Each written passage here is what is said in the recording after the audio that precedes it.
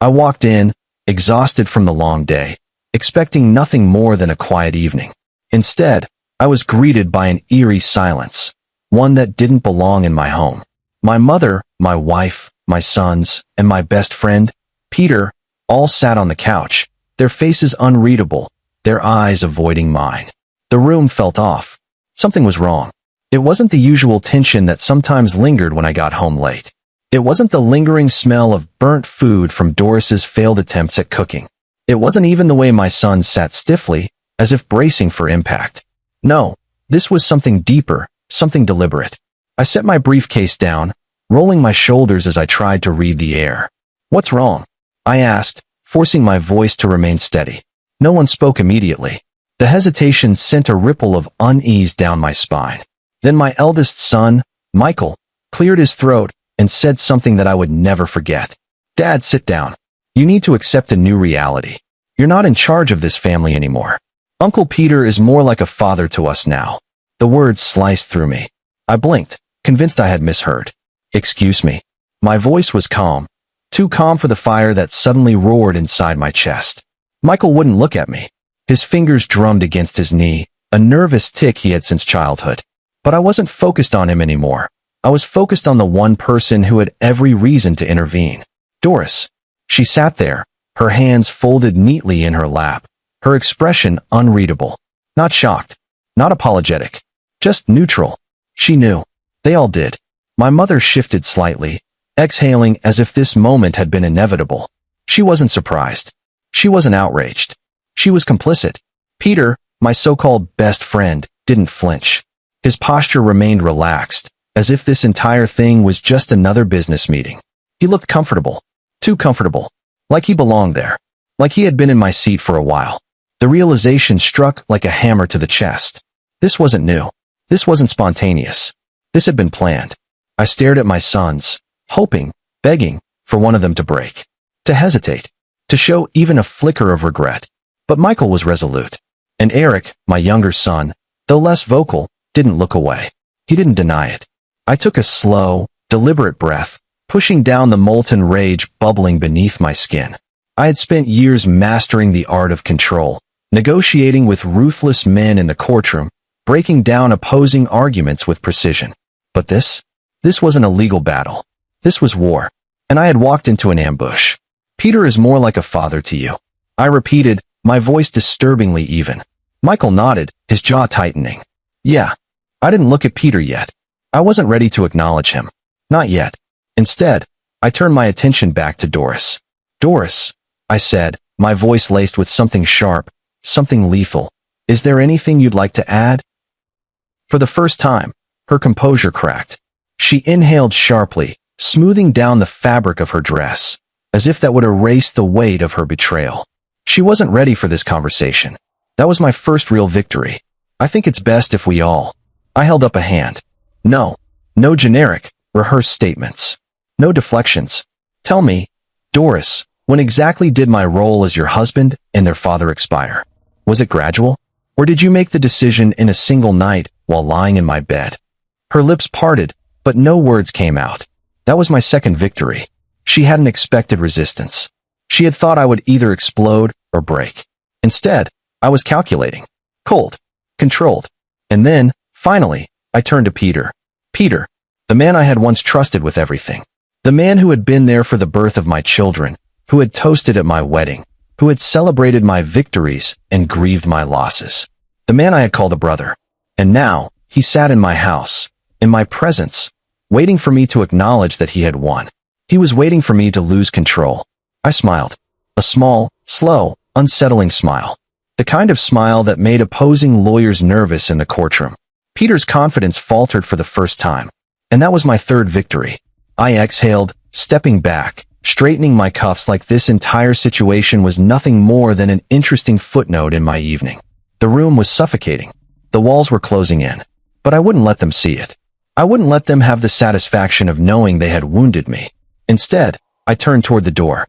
"You have something to say?" Peter finally spoke, his voice smooth, controlled. Cocky.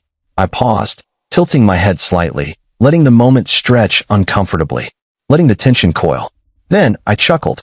A low, knowing chuckle. That was my fourth victory. Without another word, I walked out. Because this wasn't the night I lost. No, this was the night I prepared. And by the time they realized what was coming, it would be far too late. I closed the door behind me and stood in the hallway, listening. For a few seconds, no one spoke. Then, a shift, the sound of movement, of relieved exhalations. They thought I was gone. That was my confirmation. They had expected an explosion, a confrontation, a desperate plea for answers. But they didn't understand who I was. I walked down the hall, past the framed family photos that suddenly felt like mockery. Lies frozen in time. The smiling faces. The staged happiness. The illusion of loyalty. My wife. My mother. My sons. And Peter. The betrayal wasn't what stunned me the most. No, it was how normal they made it seem. They had decided. Without me. They had moved on. Without me.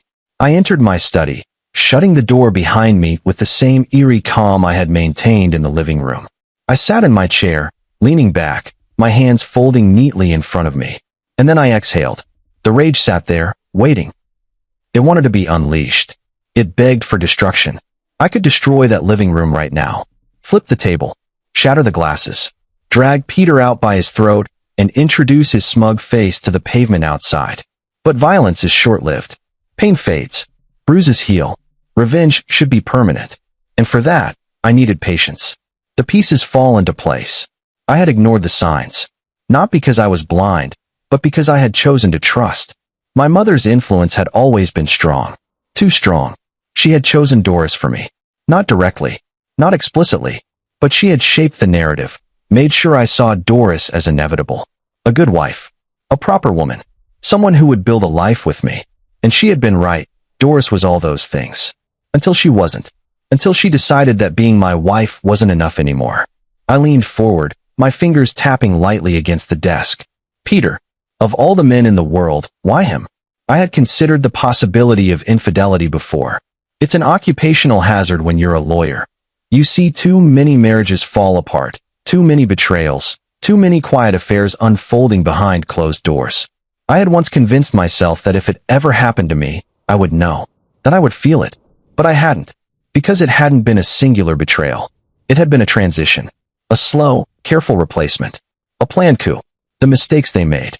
They had miscalculated. They thought my silence meant acceptance. They believed I was too old to fight back, too invested to walk away. But the truth? I was already gone. Not in the physical sense. Not yet. But emotionally, mentally, I had detached. And once a man stops caring, once he stops believing that anything can be salvaged, he becomes dangerous. That was their first mistake. Their second mistake? They assumed I had nothing left to lose. They thought they had taken everything from me. But they forgot. I was a lawyer. And power isn't about emotions. It's about leverage. And I had leverage. More than they could possibly imagine. The plan forms. I pulled my phone from my pocket, scrolling through my contacts. First, I called my financial advisor. James, I said, my voice steady. Effective immediately, I want all funds in our joint accounts frozen. He hesitated. Sir, are you sure? That includes your wife's access. I know exactly what it includes. Understood. Click. First move made. Then, I dialed my lawyer.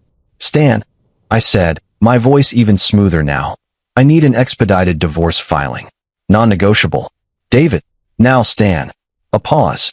Then a sigh. I'll have the paperwork ready by morning. Second move made. Then, finally, I called an old friend. Someone who owed me favors. Someone who specialized in ruining people.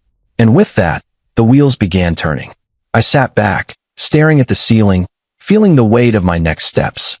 They thought they had won. They thought I had walked away, licking my wounds. But I wasn't running. I was preparing. And by the time they realized it, it would be too late. The next morning, the storm hit. Not with thunder, not with lightning, but with silence.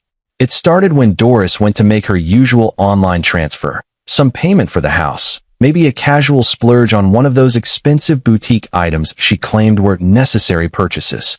But this time, instead of the transaction going through, the screen blinked red. Transaction declined. She frowned, refreshing the page. Still the same message. She tried again, this time on her phone, switching between accounts. Declined. Doris wasn't stupid. She knew something was wrong. That's when she grabbed her coat, slid into her Mercedes, the one I bought for her birthday, and drove to the bank, where reality finally slapped her in the face. The frozen accounts. Mrs. Landon, the bank manager said, shifting uncomfortably behind his desk. Yes. Doris snapped, already irritated. What's the issue? My account says there's a security hold. I need it removed. The manager hesitated. I'm afraid that won't be possible. Doris narrowed her eyes. And why not? He took a breath, clearly wishing he wasn't the one delivering the news. Because your husband issued a freeze on all joint accounts. His lawyer provided the necessary documents. Legally, we cannot grant you access without his authorization. Doris's breath hitched. That's ridiculous. I have access to these accounts. I have for years. Yes, ma'am, the manager said, nodding politely. And now you don't. A slow horror crept into her eyes. The truth settled in, sinking deep. I had cut her off. Completely. She had never thought I would do it. Not after all these years. Not after everything we built. She thought I would break. But instead, I starved them first. The credit cards declined. By the time Doris left the bank, she was calling Peter, her hands shaking. I imagine the conversation was something like this. Peter, he froze everything. What do we do? But Peter had his own problems. Because as she panicked over the bank, I had moved to phase 2. Her credit cards.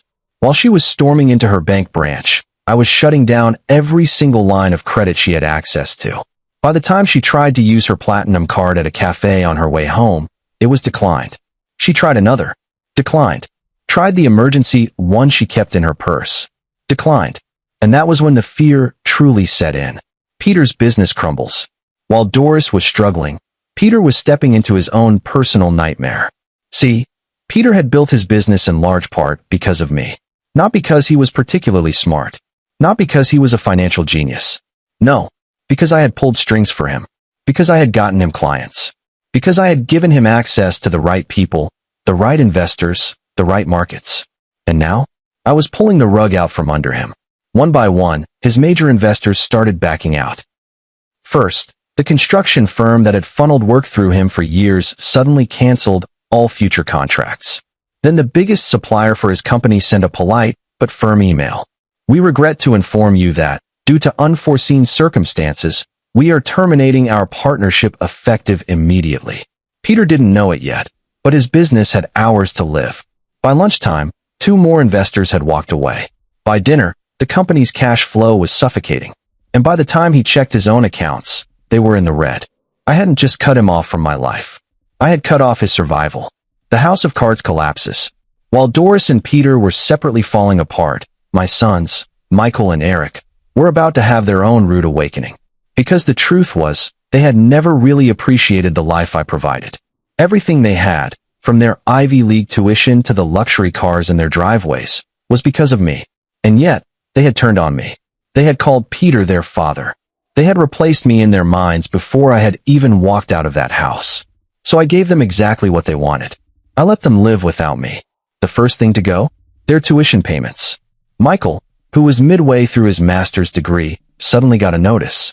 Your tuition bill is past due. If not paid within 7 days, your enrollment will be suspended.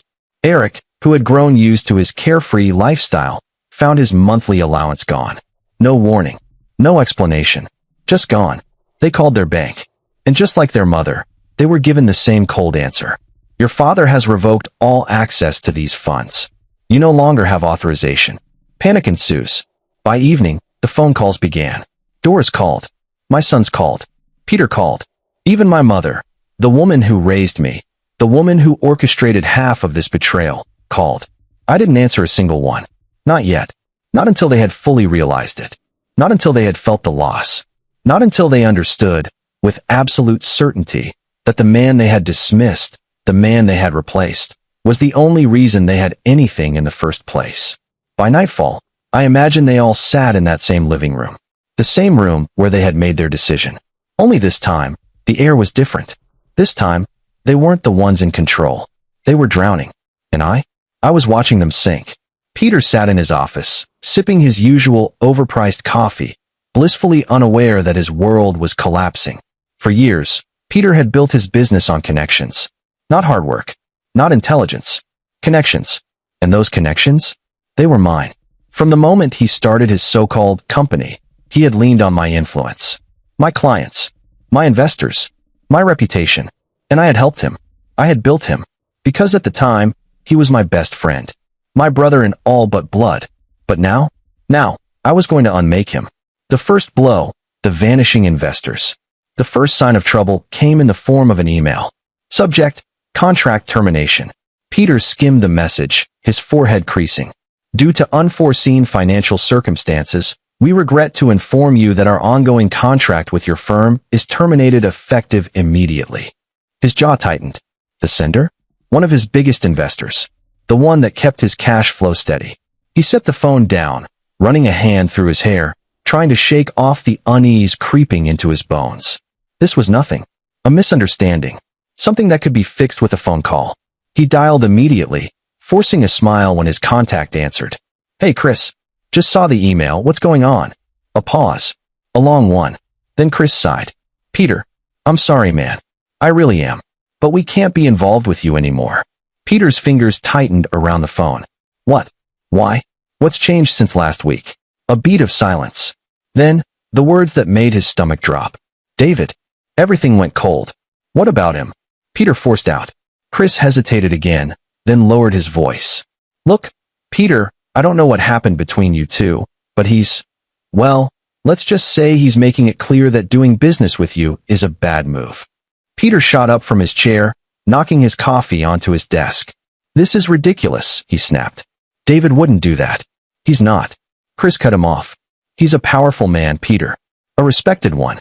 And between you and me, if I had to choose between keeping business with him or keeping business with you, another pause, I'd pick him every time. Click. The line went dead. The dominoes fall. Peter stood frozen, the phone still pressed against his ear long after the call ended. No, this wasn't possible. David was many things, controlled, strategic, even ruthless in court, but he wasn't the kind of man to destroy someone's life. Was he? His phone rang again. Another investor. The message? The same. Then another. And another. By noon, four major clients had pulled out. By 3 p.m., his suppliers refused to answer his calls. By 5 p.m., his entire business was gasping for air. And then came the final, fatal blow. The licenses revoked. Peter was still reeling when his secretary walked in, her face pale. Sir, she said hesitantly. We just got a notice from the licensing board. He looked up, his stomach twisting. What?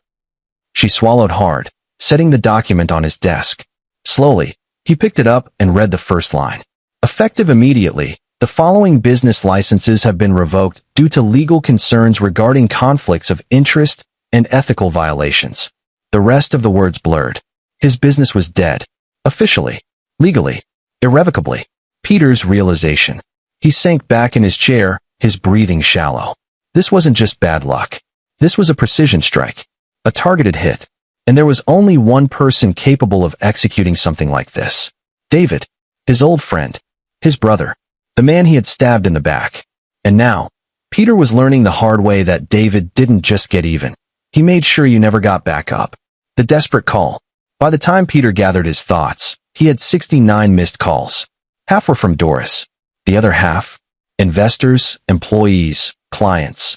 All panicking, all trying to figure out what the hell was happening. And through it all, David hadn't answered once. Peter gritted his teeth and dialed again. Straight to voicemail. The same voicemail message that had played every single time he had tried to call that day. You've reached David Landon. I'm unavailable. Leave a message. Beep. Peter exhaled sharply, gripping the phone. David, he started, his voice strained. I don't know what you're doing, but you need to stop. Silence. He swallowed hard. Look, I know we need to talk. Just call me back, okay? This has gone far enough. Click. Call ended. Message ignored. Peter stared at his phone, his heart pounding. For the first time in his life, he was afraid. Because David wasn't just mad. He wasn't just retaliating. He was erasing Peter from existence. And there was absolutely nothing he could do to stop it. The house was quiet that evening. Too quiet. Doris sat in the living room, gripping her phone so tightly that her knuckles turned white. The lamp beside her cast a dim, flickering glow, barely illuminating the worry etched on her face. She had called David. Again and again. No answer. Not a single response. Her hands trembled as she tried to call Peter next, but even before the first ring, she already knew what was coming. The same voicemail. The number you are trying to reach is unavailable. Doris exhaled shakily, looking across the room. Michael sat stiffly on the couch, staring at his laptop, but he wasn't typing. His screen was frozen on something, a notification from his university. Eric, on the other hand, was pacing. He was never the one to sit still when things weren't going his way. And right now, nothing was going their way. Doris knew it. Her sons knew it. But no one wanted to say it out loud, because that would mean admitting it. Admitting that David had done the impossible, that he had ripped their entire foundation apart. The tuition funds disappear. Michael hadn't spoken in over an hour. Not since he opened his student portal to check on his next tuition payment. Not since he saw the bright red notice at the top of the screen. Urgent, tuition payment past due. Immediate payment required to remain enrolled. His stomach had dropped. That couldn't be right. His tuition was always paid in advance. He never even thought about it. But when he checked his financial records, his heart started racing. The money was gone. His father had pulled everything. Michael had always assumed, always believed, that his education was something guaranteed, that it would always be there, just like his father always had been. Now, he wasn't so sure about either. He thought back to what they had told him just last night. Uncle Peter is more like a father to us now. His stomach twisted. He had chosen wrong. Eric's lifestyle crumbles. Eric was the first one to break the silence. Mom, he snapped, running a hand through his hair. I just tried to buy gas, and my card was declined. Again, Doris barely reacted. She just kept staring at her phone, her mind elsewhere. He scoffed, pacing. I called the bank, guess what? My account has been drained. He spun around, looking at his mother and brother. Is anyone going to say it? Dad is cutting us off. Michael clenched his jaw, but still said nothing. Doris, however, finally let out a slow breath. Yes, she admitted. He is. Eric let out a bitter laugh, throwing his hands up. Well, that's just great. I mean, really, what did you think was going to happen? You let Uncle Peter walk all over him, and now we're all screwed. Doris snapped her head toward him. I didn't let Peter do anything, she hissed. Your father. She stopped herself, exhaling sharply. Your father is just retaliating. That's all. Eric scoffed again. Retaliating? Mom, wake up. Dad is burning everything down. And for the first time that day, Doris believed it. The phone call that changed everything. When the house phone rang, the entire room went still. Doris snatched it up so fast that she nearly dropped it. David, she breathed. But the voice on the other end wasn't David's. It was her mother, and her tone was sharp. Cold. Doris, Margaret said. Are you sitting down? Doris frowned, gripping the phone tighter. What's wrong? Margaret exhaled, as if preparing for something heavy. Then she said the words that made Doris's vision blur. Your father's retirement fund is gone. Doris's mouth went dry. What? She whispered. Margaret continued, her voice steady. I checked this morning. The accounts, the ones David managed for us, they're empty. Every last cent. We're broke, Doris. Doris couldn't breathe. But that's not possible. David wouldn't. Oh, wouldn't he? Margaret's voice sharpened. Because I think he would. And I think he just did. Doris's mind reeled. Her father, her mother, they had relied on David for years. His investments, his management, his ability to make things work. And now? Now it was all gone. She squeezed her eyes shut. Her own parents were paying for her mistake. And for the first time since this all began, she felt something she never thought she would. Regret. The realization hits. Doris barely remembered hanging up the phone. Everything was a blur. Her mother's voice still rang in her ears. We're broke. Her son's accusations still burned in her chest. What did you think was going to happen? And above all else, the silence from David was deafening. She had thought, naively, foolishly, that he would be angry, that he would yell, argue, throw accusations. But he hadn't. Instead, he had simply removed himself. And in doing so, he had destroyed everything. He had let them make their choice. And then he had shown them what that choice cost. And now, as she sat there, gripping her phone like a lifeline, Doris finally understood the brutal truth. David wasn't coming back. He wasn't going to save them. He wasn't going to fix it. And for the first time in her life, she realized. She had never actually known him. She had known the version of David who did everything for them. The version of David who loved her unconditionally. The version of David who never fought back. But the real David? The real David was the man who was watching them crumble. And he wasn't lifting a single finger to stop it. The house of cards collapses completely. That night, as Doris lay awake in bed, staring at the ceiling, she thought about how quickly everything had fallen apart. A single night. That's all it had taken. Yesterday, she had thought she had everything. Today, she had nothing. And worst of all, she had no one to blame but herself. Doris had never known fear like this. Not when she was a broke college student struggling to pass her finals. Not when she was a young mother, overwhelmed with twins crying through the night. Not even when she realized she no longer loved her husband the way she once had. No, this fear was different. Because this time, it wasn't just about her. This time, she had lost everything. And worse, she didn't know how to fix it. The house was in chaos. Her sons were panicking. Her mother was calling nonstop. Peter had gone silent. And the only person who could fix it, the man she had betrayed, wasn't answering her calls. The calls began. She tried one more time. The phone rang. And rang. And rang. Straight to voicemail. You've reached David Landon. I'm unavailable. Leave a message. Doris clenched her jaw, fighting the burning in her throat. He was ignoring her. She tried texting. No response. She emailed. Nothing. Then, desperation took over. She picked up the house phone, because surely, he wouldn't ignore a call from his home. But he did. And that's when she knew. This wasn't a game. David wasn't coming back. The sons begged. Michael and Eric had never worried about money before. It was always there. Until now. Until their father, the man they had dismissed, replaced, mocked, had taken it all away. And they weren't handling it well. I don't understand, Michael muttered, pacing. He can't just cut us off like this, can he? Eric scoffed. Yeah, genius. He just did. Michael ran a hand through his hair. Okay, but Mom, he won't let us go homeless, right? He won't just abandon us. Doris swallowed hard. She wanted to say no. She wanted to tell them David would come back. But the words wouldn't come. Because she wasn't sure anymore. Eric grabbed his phone. Screw this. I'm calling him myself. He dialed. Voicemail. Michael tried next. Voicemail. Then they tried begging. Dad, come on. We were just upset. We didn't mean it. You're still our father, okay? Just call us back. Dad, please. We're sorry. Dad, we need you. But David never answered. And the silence hurt more than anything he could have said. Doris's last attempt. Doris knew what she had to do. She had to see him. Force him to listen. Force him to forgive her. So she got in her car, the one David had bought her, and drove straight to his office. But when she arrived, the receptionist wouldn't let her through. I'm sorry, Mrs. Landon, the woman said, her voice carefully neutral. Mr. Landon has given explicit instructions not to see you. Doris's stomach dropped. Not to see her? Her own husband? She forced a smile.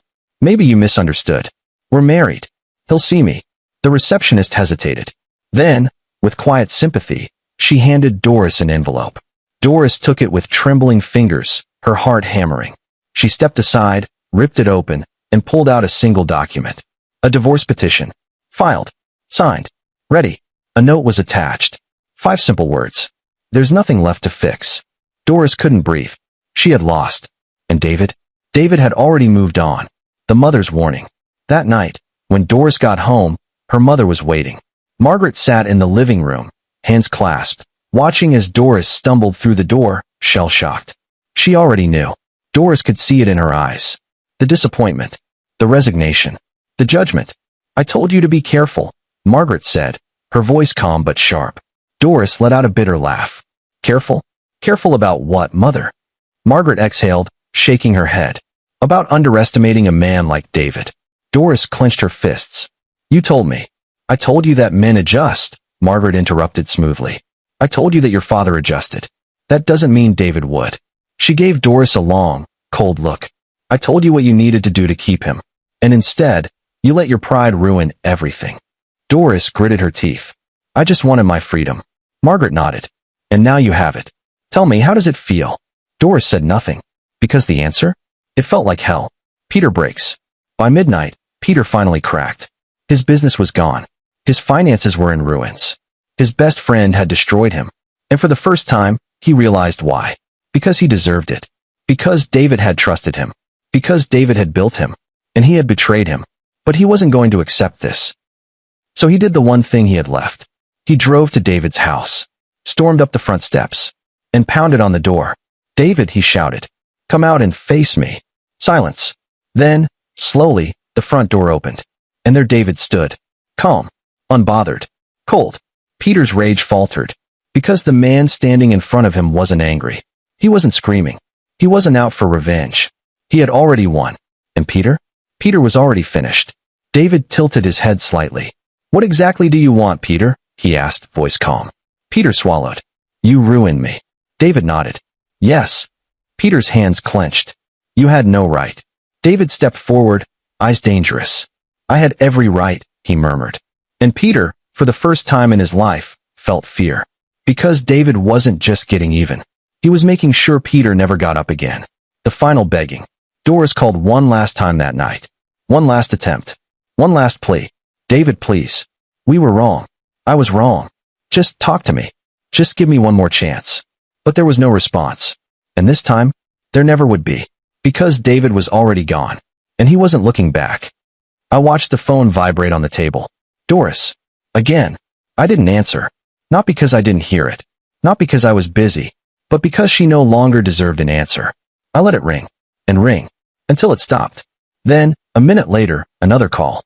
This time from Michael. Then Eric. Then Doris's mother. All of them. One after another. I let them all go to voicemail. Because for the first time in 19 years, I didn't know them anything. Not my time. Not my patience. Not my presence. And certainly not my forgiveness. The confrontation they didn't see coming. I knew it wouldn't end there. I knew Doris well enough to expect the next move. So when she showed up at my office the next morning, I wasn't surprised. She stormed past the receptionist before anyone could stop her, slamming the door behind her. I leaned back in my chair, watching her. Her eyes were red, her hands shaking. She was desperate now. Good. She deserved to be. "David," she started, her voice raw. "Please." I didn't say anything. I just watched her, letting the silence do the work. She took a breath, swallowing hard. I know what I did was wrong. I know I hurt you." I tilted my head slightly. "Which part, Doris? The lying? The betrayal? The planning? The fact that you had no intention of stopping until I caught you?" She flinched.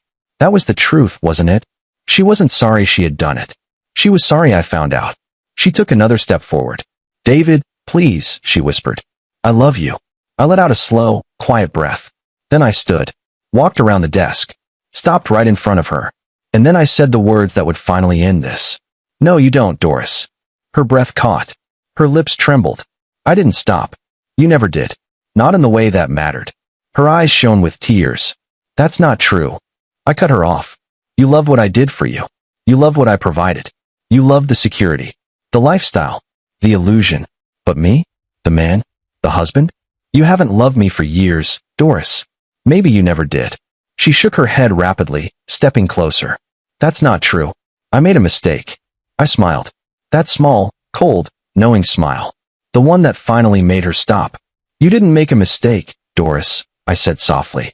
"You made a choice. And now, she had to live with it. The sons who chose the wrong side." By the time I got home that evening, my sons were waiting. Michael and Eric stood in the living room, arms crossed, their faces grim. I shut the door behind me and leaned against it. Silence. Then, finally, Michael spoke. "Dad, come on," he said, his voice tight. "Isn't this a little extreme?" I didn't respond. He sighed. "I mean, okay, we get it. Mom screwed up. But don't you think ruining us is a little much?" I raised an eyebrow. "Ruining you?" I repeated, voice flat. Eric scoffed, shaking his head. "Dad, we have nothing left. No money. No security. No future." I let that sit between us for a moment. Then I pushed off the door, walked right up to them, and said the words that finally made them understand. "Welcome to the life you thought I didn't matter in." Michael's mouth snapped shut. Eric swallowed. I tilted my head. "You thought I was just there, just existing, that my presence was optional, that I was just a provider, a bank account, and when you thought you had a replacement." I let out a quiet chuckle. "You dismissed me like I was nothing." They didn't speak, because they knew I was right. And now? Now, they wanted me to fix it. Now, they wanted my money, my security, my presence. But they had already chosen. And so had I. Peter's last attempt. I should have expected it. That final, desperate move. That night, as I packed the last of my things, Peter showed up, banged on my door. I opened it, unsurprised. He stood there, looking like a man who had lost everything. Because he had. "David," he started, his voice rough, "we need to talk." I didn't move. I didn't invite him in. I just looked at him. He exhaled sharply, rubbing a hand over his face. "I screwed up," he muttered. "I know that. But you destroyed me, man. You ruined my business. My reputation. My entire damn life." I let him talk. Let him spill his excuses, his regrets, his pathetic attempts to shift the blame. Then, finally, I spoke. "Good." Peter blinked. "What?" I stepped closer, lowering my voice. "Good. I want you to know what it feels like to lose everything. To be betrayed by someone you trusted. To have the people you cared about turn their backs on you." He swallowed hard. "David, I didn't mean." I cut him off. "You did. And that's why I don't care." His face paled. For the first time, he understood. There was nothing to fix. There was no forgiveness. No second chance. I let the silence stretch between us. Then, finally, I shut the door. And locked it. Because Peter? Peter was already dead to me. The goodbye that wasn't really a goodbye. The next morning, I packed my bags. I had everything I needed. My wealth. My power. My freedom. I walked through the house one last time, letting my fingers trail over the furniture, the walls, the pieces of a life that was never truly mine.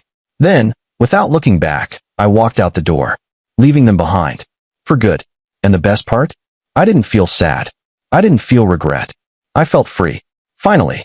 Completely. Free.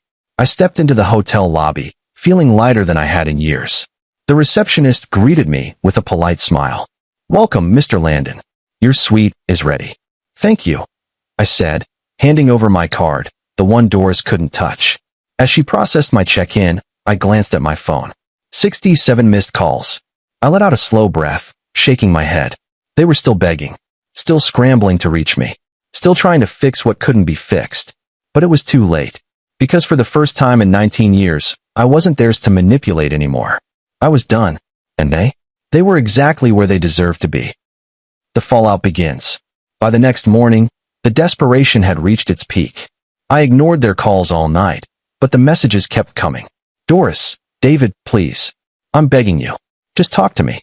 Michael, Dad, come on. Let's just meet and figure this out. Eric, we screwed up. We know that. But we're still your family. Margaret, Doris's mother, David, enough of this. You've made your point."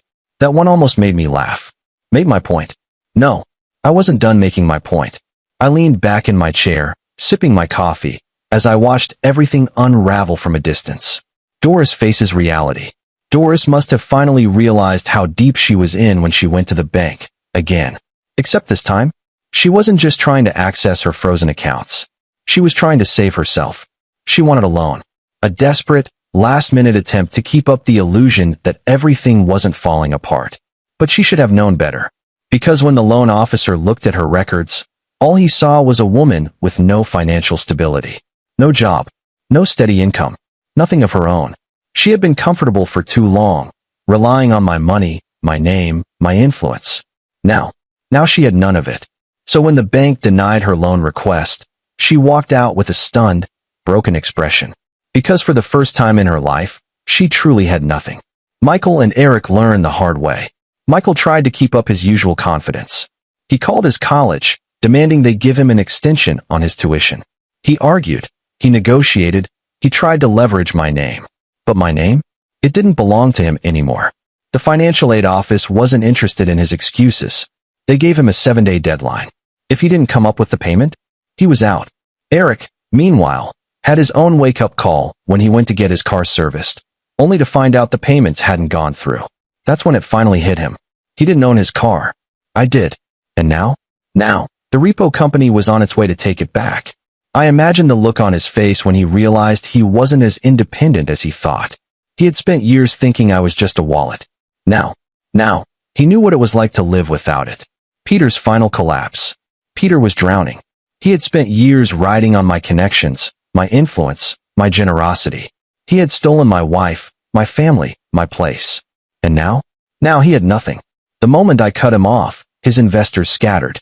His business was already a corpse. But the real kicker? The lawsuits started rolling in. All those clients he had screwed over, the ones he had overcharged, the ones he had misled, The ones who trusted him because I vouched for him? They were coming for him now. And without my protection, he was finished. I imagined him sitting at his desk, staring at the pile of legal notices, realizing that the man he thought he had replaced had completely destroyed him. Good. Let him rot. The moment they broke. By the third day, the calls slowed. The messages turned from anger to pleading. They weren't demanding anymore. They weren't telling me to be reasonable. They were begging. And that's when I knew. I had won. I had broken them. I sat in my hotel suite, scrolling through the messages, feeling something I hadn't felt in years. Relief. Because I was free. For the first time since I married Doris. For the first time since I had been manipulated into being the perfect husband and the perfect provider. I wasn't someone's safety net. I wasn't someone's backup plan. I wasn't someone's wallet. I was just me. And I liked that. The final call. It was a Friday evening when the last call came. I didn't expect to answer it. But something made me pick up. Not out of sympathy. Not out of regret. Just curiosity. I pressed the phone to my ear. Silence. Then, Doris's voice. Small. Broken. David. I didn't say anything. She exhaled shakily. I don't even know what to say. I took a sip of my drink. Then don't say anything. A pause. I need to understand. How do we end up here? I almost laughed. As if she didn't already know. But I answered anyway. We ended up here the moment you thought I was replaceable. She let out a quiet sob. Can't we fix this? She whispered. I shook my head, even though she couldn't see me. No, Doris, I said calmly. We can't. Another silence. Then, her final plea. David, I still love you. I smiled. A slow, knowing, victorious smile. And then, finally, I gave her my answer. That's nice, I said. But I don't love you. And with that, I hung up. The last laugh. I leaned back in my chair, stretching. Outside my window, the city lights gleamed, endless and full of possibilities. I was free, and they were drowning. But that wasn't my problem anymore. Not anymore. Because I had made my choice. I had walked away. And for the first time in 19 years, I was truly, completely, unapologetically happy.